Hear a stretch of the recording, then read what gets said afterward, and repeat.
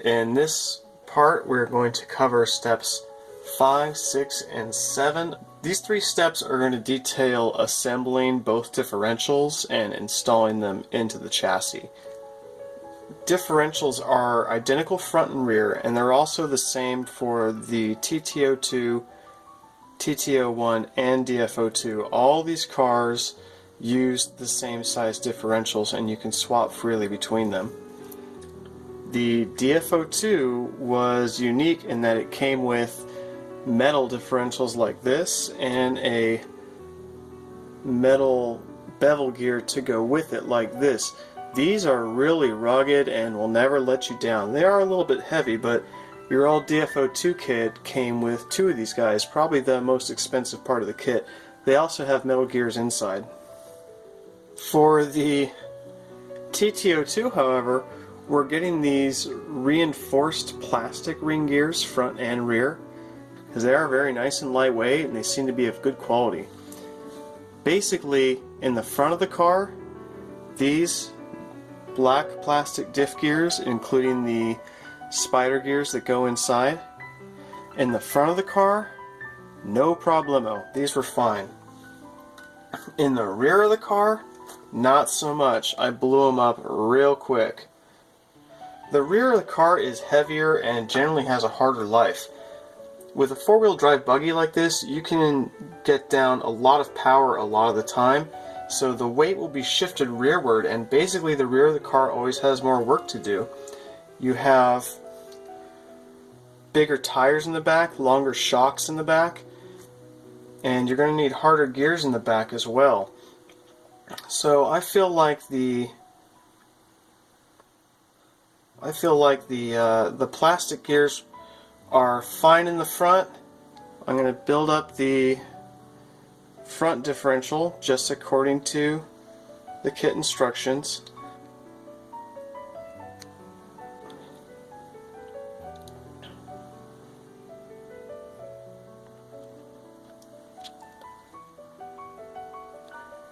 These things are really low maintenance anyway,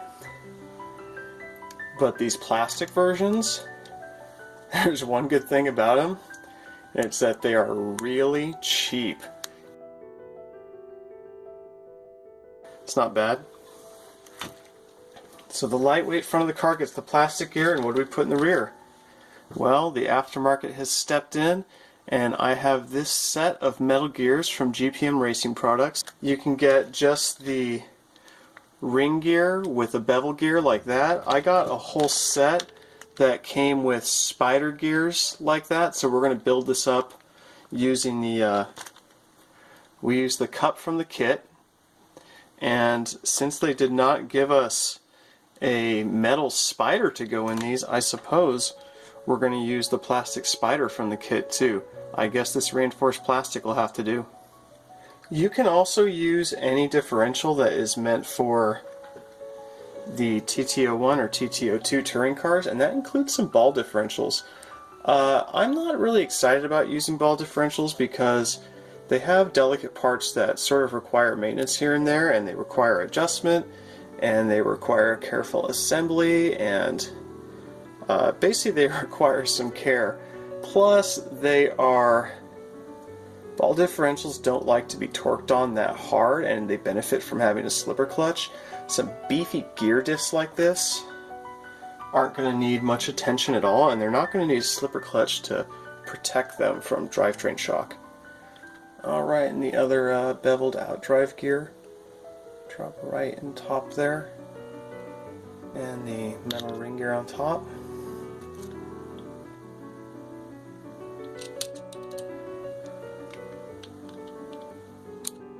And we're ready to drop them in. So the kit illustrates us installing this with brass bushings that come with it. We're going to use these 1280 bearings instead.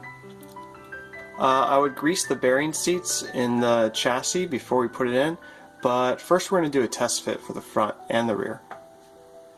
In the rear of the car here, we're going to remove the gear bag plastic gear, and we're going to replace it with the steel bevel gear supplied in the GPM set.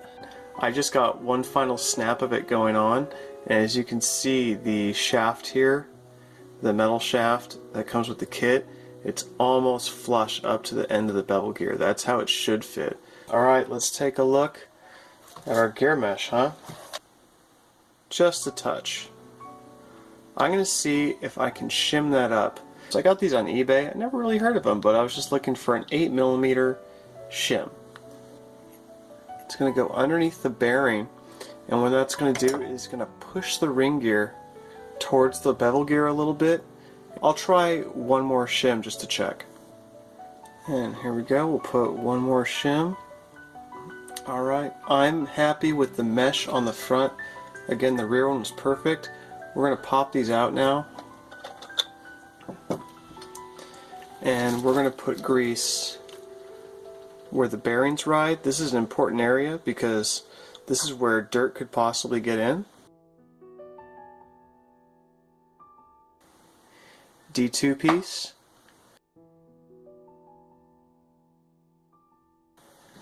Two screws in here. The kit calls for 10mm long self-tapping screws. I just keep a big stock of various sizes of M3 hardware. I just find it more versatile, and I have more options when I'm mix and matching with rod ends and ball joints and things like that. So this is a DF02 gear cover. The TT02 gear cover has a slightly more complex shape, and it has 4 bolt holes on the bottom. These DF02 ones, let me tell you, I've reinforced these in the shock towers enough that you'll take a hit and you'll actually just split the whole cap off of this guy. Another thing I love about this new design is that they're the same front and rear. So when you have a set of these guys, you have 2 replacements no matter what you break. This gray plastic over here, this is the A parts tree from the TT02D. This gray plastic is supposed to be tougher than normal black ABS, but we have suspension mounts, servo mounts, steering linkage, all in a hardened plastic tree. You actually get 2 of these identical trees in the set. I was thinking that, man, if only someone would come along and make some alloy gear covers for this thing. And I'm looking here and we have extra strong gear covers.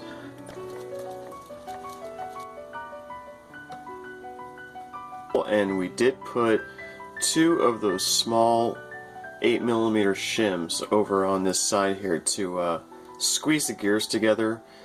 And I'm going to feel it now. There's one slow spot or a high spot. I can actually almost count the teeth. It's like 1, 2, 3.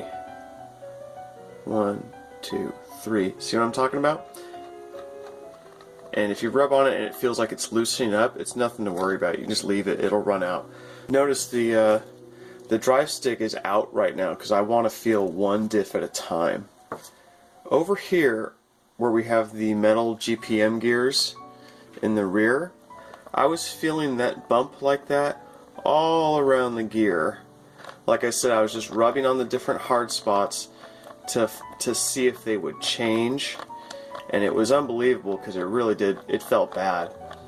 But I think I watched a little TV show went by and I was playing with it and I realized, I'm like, alright, it's freeing up just fine, I'm fine with that. This spur gear has some axial play. Front and back. Not really a big deal, but if you see the gap in there, that's where the drive pin is. And I'm like, well, I'm a little sensitive about that, and it looks like it might be a lot. Now, generally, as a rule of thumb, when I find a place like this on a machine that has a little float in it, that's not rigidly attached and has some float, I'm going to assume that it's designed that way for a reason. So I'm going to try to shim it a little bit, but this is just a note on shimming, I guess, is when you don't get carried away shimming stuff, I'm just going to experiment tuning down the amount of float in this. I'm going to see if I can just put a wheel washer in there to see if I can get a nicer fit, and it won't be tight because it's obviously not designed to be tight.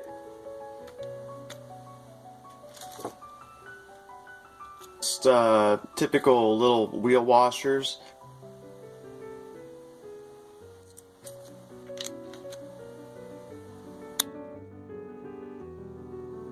With the wheel washer, this piece is still floating. The axial play is that you can't see it, but I can feel that it's still there. I feel better about that than the kit installation, so I'm going to leave it that way.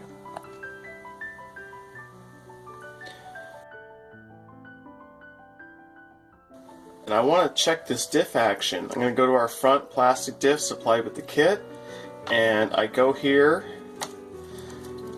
That is pretty viscous, but everything's very smooth there. Over in the back, it's a different story. These GPM gears are so tight. I actually checked this before, and they were so notchy, and it was so tight that I thought something was wrong. So I sat down and I worked it around like this through the rough spots, beat up my fingers, rubbing these around, just wanted to know if they would seat at all, and they did. They started seating together, but I'm confident now these are on their way to bedding in, and we'll see. Worst case scenario, if I don't like the way they work or they don't bed in nicely, we're going to go back to the DF02 parts back there. And there we go. Steps 5, 6, and 7 are complete. The drivetrain is installed in the chassis, and next time we're going to be moving on and getting onto the motor. We're going to see what type of motor I'm going to use with this build, and maybe even follow the instructions and put it in. Thanks for watching, everyone, and I'll see you next time.